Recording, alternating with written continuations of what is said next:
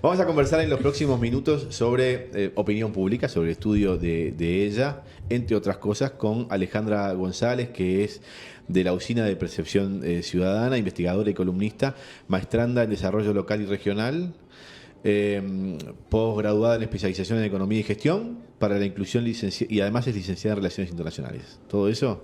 Y si hay más, usted lo puede decir perfectamente, Alejandra. ¿Cómo le va? Bien, bien, muchas gracias por la invitación. Siempre es bien interesante participar de estos ámbitos, así que gracias. Bueno, Alejandra, contanos primero qué es la Usina de Percepción Ciudadana. Bien, bueno, la usina es un espacio de investigación aplicada a las ciencias económicas, a las estadísticas y a las ciencias sociales. La usina surge en pandemia, estrictamente, surge en realidad con una fusión integrada por expertos en estadísticas de la Universidad de la República, por integrantes del grupo Etcétera, que es un espacio de investigación vinculado a las ciencias económicas, y por La Diaria, el medio de prensa, ¿no? Ya en 2019, en el marco de las elecciones, las que se dieron en 2019 y también las departamentales, algunos de los integrantes de la usina estuvieron trabajando en lo que fue La Diaria Datos, dando algunas proyecciones de escrutinio. Bueno, y con la pandemia surge sobre todo a partir de un financiamiento que conseguimos con el Programa Naciones Unidas para el Desarrollo, particularmente porque había un interés de conocer cuál era la percepción de la ciudadanía, sobre todo vinculada a la pandemia, pero también el tema de las vacunas, todo lo que tiene que ver con reuniones sociales. Era un tema que estaba siempre candente, bueno, el miedo a las vacunas, la desinformación, en fin.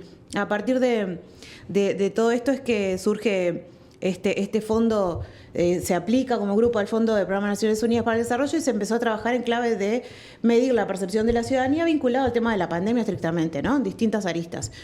Y eso, bueno, de alguna manera da impulso a continuar como espacio de investigación, y bueno, poco a poco después fuimos teniendo distintos clientes vinculados a las noticias falsas también. Uno de los primeros clientes fue Google, que quería medir justamente eso. Así que bueno, como ese puede marcarse como el punto de partida de la usina.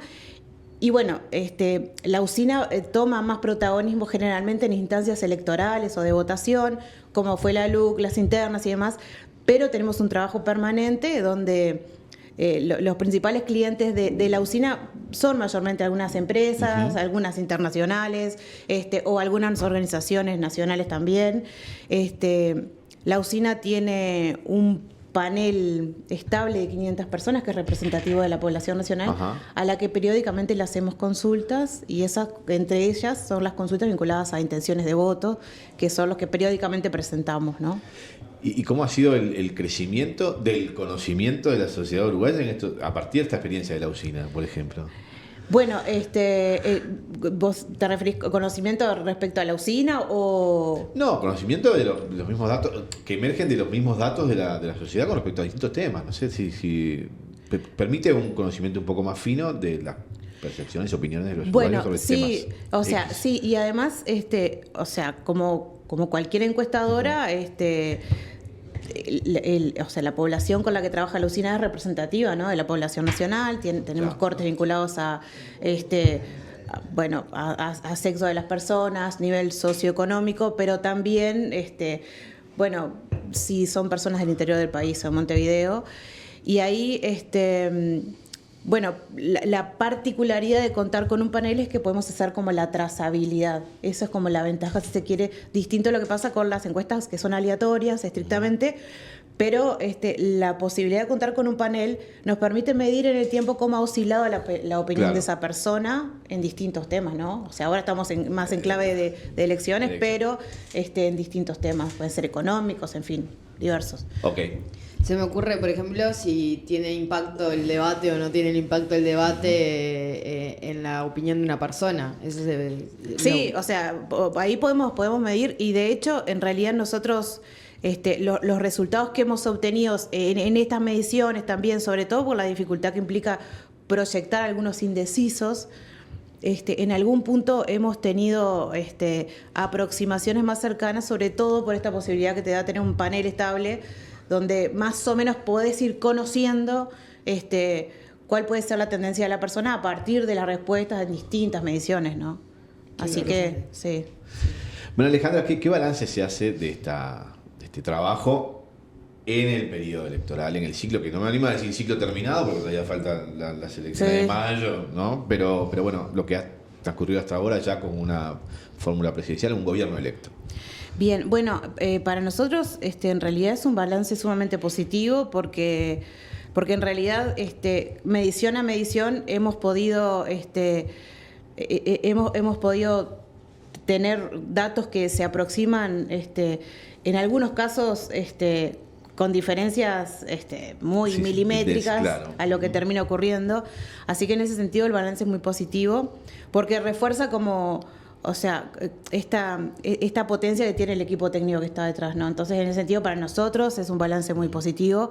Y además, hemos tenido y particularmente hemos sido la única consultora que participó en todas las votaciones que hubo en este año. O sea, estamos hablando de que pudimos hacer proyección de escrutinio en las internas, también en octubre y también en noviembre. Así que en ese sentido también, para ser una consultora joven, también eso nos enorgullece mucho. Así que bien, en ese sentido también bien, es un balance positivo. Alejandra, vos mencionabas recién cómo es el método que ustedes utilizan, digamos, de encuestas previa a la elección. ¿Cómo hacen, digamos, para esa proyección de escrutinio primario, que también fue muy preciso? Creo que andaba en el entorno del 50% cuando ustedes dieron del domingo 24 de noviembre. ¿Toman en cuenta esa muestra estable y además lo que les va llegando de datos, digamos, de un escrutinio? ¿Cómo es ese proceso que ustedes eso realizan? Es bien interesante tu pregunta porque hay como... el dato final, o sea, la proximidad con el dato final tiene mucho que ver a partir de cómo haces la proyección. De los más de 7.000 circuitos que hubo en todo el país, la usina estuvo presente en 200 de ellos. Esto vale la pena aclararlo porque de otro modo no hubiera sido posible. Esto se puede hacer porque la comunidad de la diaria de manera comprometida y voluntaria participa en estos 200 circuitos. El equipo de estadística, en función de distintas variables, selecciona circuitos, estos 200 circuitos en todo el país, en capitales departamentales, pero también en pueblos pequeños, ¿no? Esto es bien diverso. Y la comunidad de la diaria, las personas que integran la comunidad de la diaria, son 200 personas que participan como veedores en estos circuitos y la proyección de escrutinio, por si hay alguna duda, se hace una vez que los votos ya están emitidos, ¿no? No es lo mismo que el boca de urna, que claro, prácticamente no se hace, que el boca de urna era así, una vez que la persona salía a votar, se le preguntaba a quién votó y ahí se proyectaba. La proyección de escrutinio es una vez que termina la votación, a partir que se empiezan a contar los votos en la mesa electoral, en los circuitos, ahí cada uno de estos veedores que tenemos en los 200 circuitos va cargando los votos que van saliendo del sobre en una aplicación web que tenemos, una app que creamos para esto. Y a partir de esos datos el equipo de estadística empieza a proyectar. Por eso generalmente, estamos hablando de precisión muy milimétrica, justamente porque estamos en el lugar y con representatividad de estos 200 circuitos. Sobre todo es importante ver esto porque lo que hemos estado analizando históricamente pasa que cuando la Corte empieza a mostrar los datos, siempre hay un sesgo muy grande de los partidos tradicionales. Posiblemente porque los primeros votos que pueden estar llegando son votos del interior o por haber circuitos más chicos, exacto. Esos son líneas que se cruzan. Claro, entonces eso hace que cuando está empezando cuando nosotros 2030 ya marcamos una tendencia, una proyección, la Corte marca todo lo opuesto, porque justamente tiene que ver por el caudal de votos que están entrando. Recién... una hora más tarde, un poco más de una hora más tarde, ahí recién empiezan a juntarse los candidatos y recién con el 70% de los votos escrutados por la Corte podemos tener el porcentaje que nosotros marcamos 2030, pero justamente por eso, ¿no? Por la presencia en los distintos circuitos. Y los circuitos que ustedes eligen son aquellos que se parecen, una vez terminados los escrutinios secundarios, a lo que fue la elección, digamos, ¿cómo eligen los circuitos? Y bueno, ahí en realidad se consideran distintas variables, cantidad de personas, distintos tipos de votación, o sea, ahí eso es bien específico de quienes están en el equipo de estadística que manejan distintas variables para seleccionar los 200 circuitos, pero son un montón de de aspectos que se toman en cuenta, ¿no? La cantidad de votos, cómo se votó en las distintas elecciones, bueno, en fin, ahí y la representatividad de la población, son varios los aspectos que se consideran para seleccionar estos 200. Pero bueno, de esos 200, solo son los primeros 100 que se contabilizan, ¿no? Ajá. O sea, no es que los veedores están un Esperando circuito de todo. 300, no, con los primeros 100 de cada una de las mesas seleccionadas ya se puede hacer la proyección. Y Alejandra, te consulto sobre qué impacto tiene en la población, en la opinión pública, la encuesta en sí misma. O sea, no sé si ustedes lo han valorado, si lo tienen medido, por esto de que se ha especulado en las últimas semanas, sobre todo por aquellas encuestas que de repente, como que, hablando criollo, le erraron demasiado. ¿Vos creés que esas cosas pueden incidir en la percepción de la gente, en lo que puede llegar a ser su votación? Supongamos que se infle un candidato o que se desinfle un candidato. Bueno, nosotros no lo medimos estrictamente a eso, pero por eso quiero tener mucha cautela, Claro, porque claro. en realidad, pero si nosotros vemos particularmente lo que pasó de pronto, lo más cercano a esto es lo que pasó con Ojeda, ¿no? Claro. Que hubo, a nosotros en ningún caso nos daba Ojeda con un porcentaje ni siquiera aproximado a una segunda vuelta, ¿no? O sea, inclusive hicimos el ejercicio de cómo sería la votación ante un eventual balotaje con Ojeda, y los números nos daban siempre a Orsi por encima, ¿no? O sea, o sea, si bien no lo tenemos medido, por eso me interesa Estás particularmente cuidando mucho, sí, tener claro. mucha cautela, porque es más una percepción de lo que ha pasado históricamente, no una medición estricta. En realidad, son muchas las causas que llevan a la persona a votar, ¿no? O sea, estamos hablando de las personas de pronto más indecisas, porque sí hay sectores que tienen más claro que no cambian la votación, pero si, por ejemplo, nosotros nos basamos, es otro aspecto, pero puede ser traspolable. Si vemos de pronto lo que pasó con el presidente de la República, que estuvo presente, ¿no?, activamente en la campaña, y además inclusive en las hojas de votación del Partido Nacional con la banda presidencial, lo que generó mucho ruido, Sí, ¿no? claro. Y con niveles de aprobación de un 50%, que estamos de acuerdo que no quiere decir que el gobierno haya tenido una niveles de pregunta que te quería hacer aprobación. ahora, sí. Por eso. Y sin embargo, eso no se tradujo en votos. Entonces, si bien no es estrictamente la pregunta, pero ahí vemos que no necesariamente estos aspectos parecieran incidir, pero siempre con la cautela de no lo medimos, entonces no puedo afirmarlo categóricamente. Pero viendo otros ejemplos de que todo indicaría que, por ejemplo, la imagen del presidente, que es tan notoria, tan alta, se trasladaría a votos a su partido, y no sucedió. Así que, en ese sentido, a priori no sería tan relevante Claro. para definir, pero bueno, no está medido. Así que ¿Cómo se construye el concepto? ¿Cómo se mide la aceptación de un presidente en este caso? ¿Qué se pregunta? bueno, ahí es importante, porque a veces hay como una tendencia a confundir. Y es mucho más subjetivo. O sea, cuando nosotros estamos midiendo una susceptibilidad, como es la imagen de alguien, son otros los aspectos que se consideran. En primer lugar, es real que el presidente ha tenido salidas públicas o sea, correctas, ¿no? Independientemente que no se comparta la respuesta, pero sí ha sabido dar respuesta en situaciones concretas de una manera que ha quedado bien posicionado, ¿no? Entonces, lo que se pregunta sobre todo son más subjetividades. Distinto es cuando nosotros vamos a analizar la gestión del gobierno, que ahí claramente este gobierno tuvo muchísimas fallas, que eso lo vemos, y además en distintas mediciones que bueno, sondeamos cuál es la percepción de la ciudadanía. El tema de la economía es un tema que no se considera resuelto, ¿no? Es un tema, por supuesto, seguridad. El tema de la educación también es un tema que no ha sabido resolverse de la mejor manera. Esta reforma no integró a los docentes. Bueno, Y ahí en realidad cuando la persona analiza un gobierno, analiza los principales aspectos que un gobierno debe resolver en la cotidianidad, que independientemente de la imagen de quien conduzca ese gobierno, que está más permeada de subjetividades, ¿no? Ahí hay una diferencia grande. Por eso no necesariamente es traspolable que de pronto esto fue uno de los aspectos que se confundió al interpretar que la imagen del presidente iba por sí misma iba a acarrear votos, pero no pasó, ¿no? Sí. No hay una traslación mecánica, no existe tal cosa. Exacto. Estamos hablando de cosas distintas. Exacto, sí. Entre los temas que vos mencionabas recién, temas que preocupan mucho a la sociedad uruguaya, hay uno que se ha incorporado en los últimos tiempos, por lo menos me parece que este gobierno ha colaborado mucho, o algunos aspectos de este gobierno han colaborado mucho, que es el tema de la corrupción, ¿no?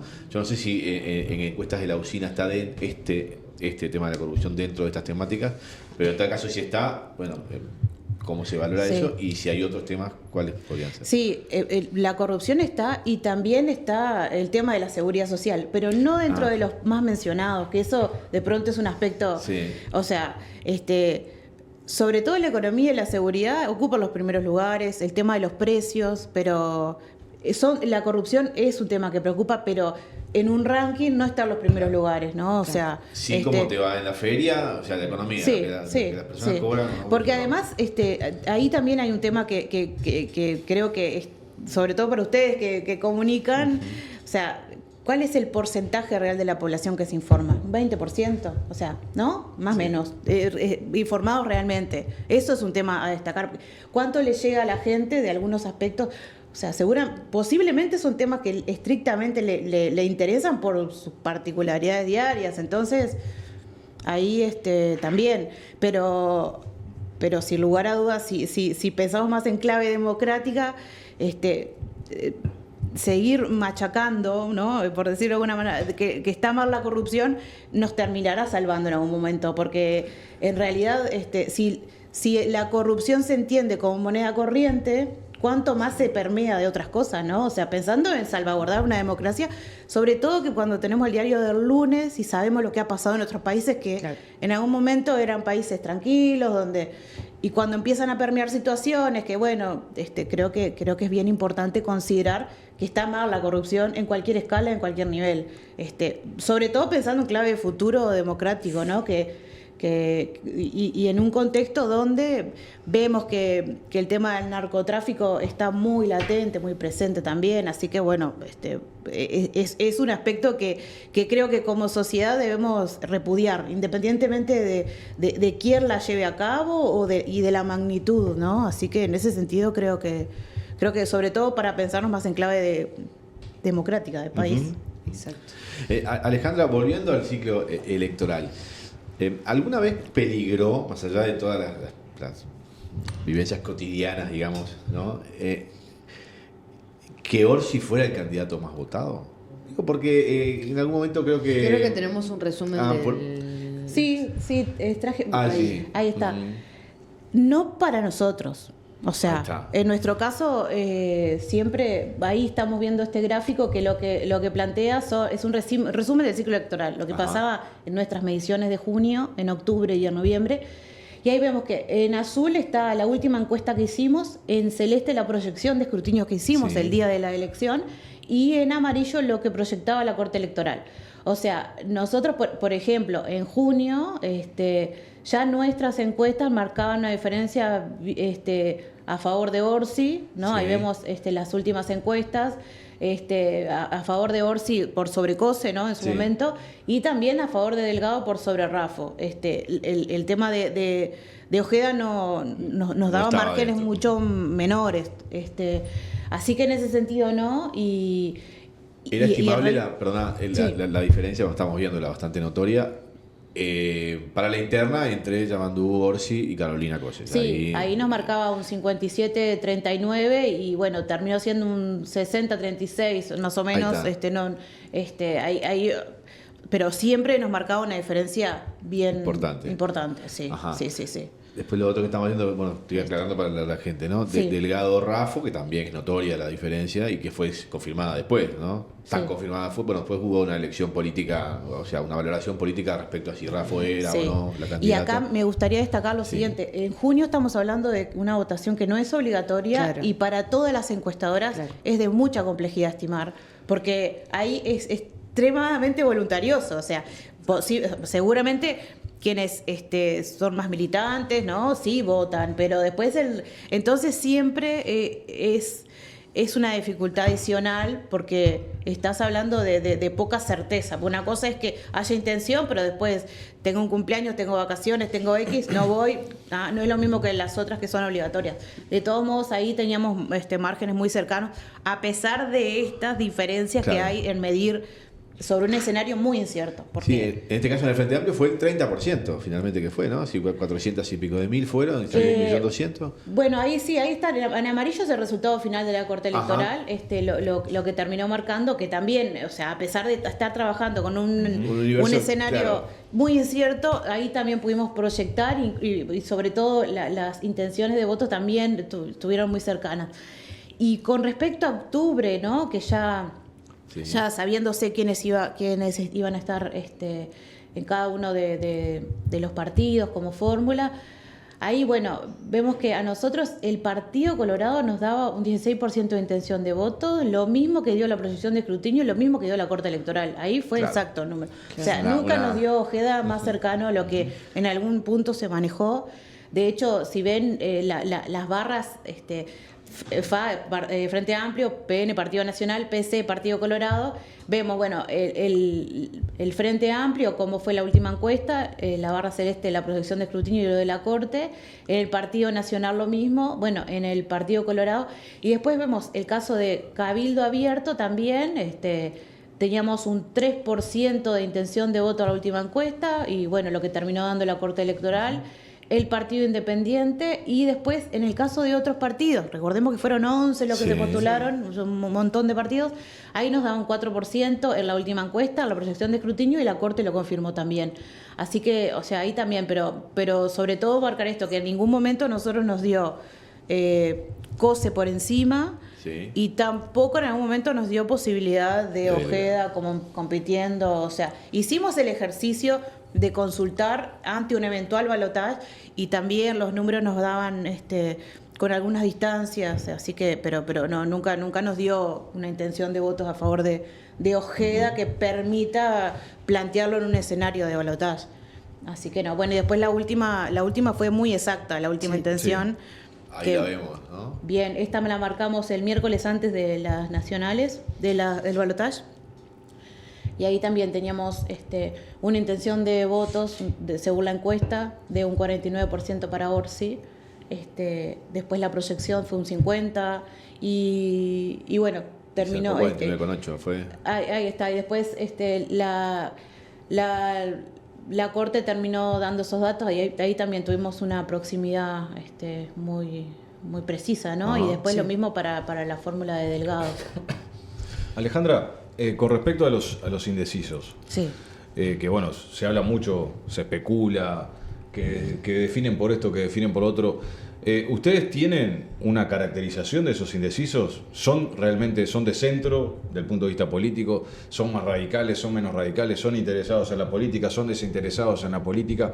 ¿Cómo lo definen ustedes? Si es que se puede definir a ese sector. La particularidad de ese sector es que, o sea, en algunos casos puede haber alguno que tenga más interés en la política, pero justamente no, al ser indecisos tiene como esta particularidad de que en algunos casos podemos ver de que en instancias anteriores ha mantenido alguna intención, pero perdió el interés. Es bien diverso la población ahí, ¿no? Puede haber algunos que hayan perdido interés por algún tema particular,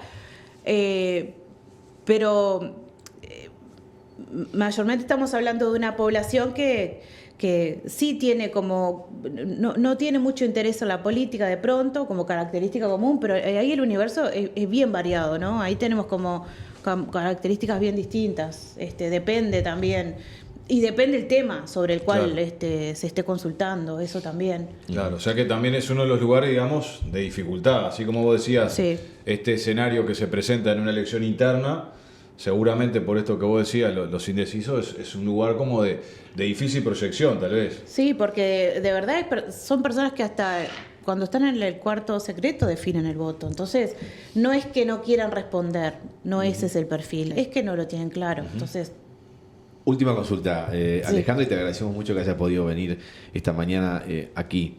No hay encuestas todavía hacia las departamentales, ¿no? Todavía Porque no. depende de los candidatos, supongo yo. Pero depende de los candidatos, efectivamente, todo. sí, pero seguramente va a haber o sea, porque todavía recién estamos saliendo de esta, pero sí, en su momento vamos a tener. No todavía. Bueno, la felicitamos y las Sí. felicitamos del trabajo que hicieron allí en la Oficina de Percepción Ciudadana y reitero, le agradecemos mucho. que No, haya muchas podido gracias, venir. un placer haber Gracias. participado. Muchas gracias. Gracias.